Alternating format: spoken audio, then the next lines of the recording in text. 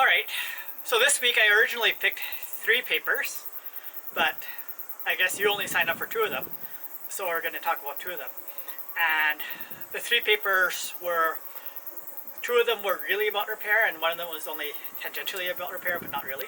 So let's talk about the repair one first, because we only have 1 repair paper. And so we have on the efficiency of test suite repair. And so what we have in this paper is almost a survey paper. So repair is a field that's been active for maybe about 10 years now, and people have written quite a few papers and described quite a few systems that they've implemented about program repair. And this paper is kind of like a survey, and it tests quite a few 16 systems for open source repair tools. The idea here for repair in general is, look, you have a test suite and you have bugs, and you actually have the program history to see how these bugs are fixed. And so let's try to see if we can reproduce how the programmers finally fix these bugs by using the test suite and by inferring the correct change to the software to make it correct. And so what's new about this paper is that it goes and defines the notion of efficiency of program repair, and it evaluates these 16 benchmarks along the criterion of efficiency and says which is better. Now the other interesting things, there's quite a few other things that are interesting about this paper, but they chose to focus on the notion of efficiency. I would almost kind of say that the other notions are also, the other incidental findings are important, like the findings that, well, program repair tools got better over time. Why is that? They don't talk about why, but they do notice that that's the case, in a similar way to how we notice that fuzzing got better over time. And I guess the other thing that I would recommend that you think about when you read this paper is, do you really believe the author's contention that efficiency of repair is really important?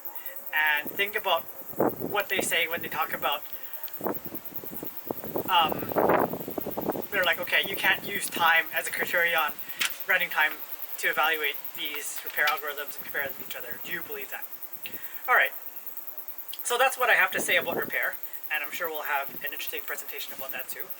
Let's talk about the other paper for a bit. So this is Tailoring Programs for Static Analysis via Program Transformation by Reinhard van Teuter and Claire Legois. Okay, so yeah, it's not really a repair paper, but I thought that it's a really interesting paper. What this paper does is, instead of surveying a bunch of systems, it's more classic work. It comes up with an insight and develops this insight, including a tool to explore how you can improve this, use this insight to improve software engineering. The insight here is that, we have these static analysis tools, which we've talked about quite extensively in this course. And these static analysis tools do fall over. They produce false positives, which we do not want. And how can we reduce the impact of false positives? Well, from first principles, you're like, okay, well, look, we can just make the static analyzer not produce these false positives. Well, fine. But that's actually quite hard. And in this paper, they say, well, look, sometimes it takes months to do that, or ever. Or sometimes you just don't know how to do it. And so their approach is instead, hey, look, we can always modify the program to get rid of these false positives. And so they develop a system which allows a pre-processing tool to change the program, sometimes in semantics not preserving ways, semantics changing ways.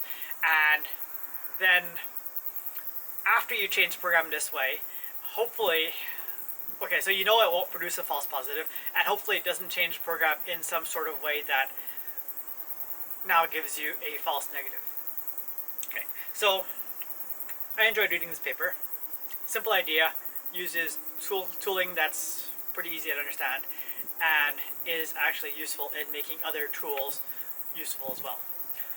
Alright, so we will talk again next week, and enjoy the spring in Waterloo as it becomes more fall-like here, even though I'm in a t-shirt.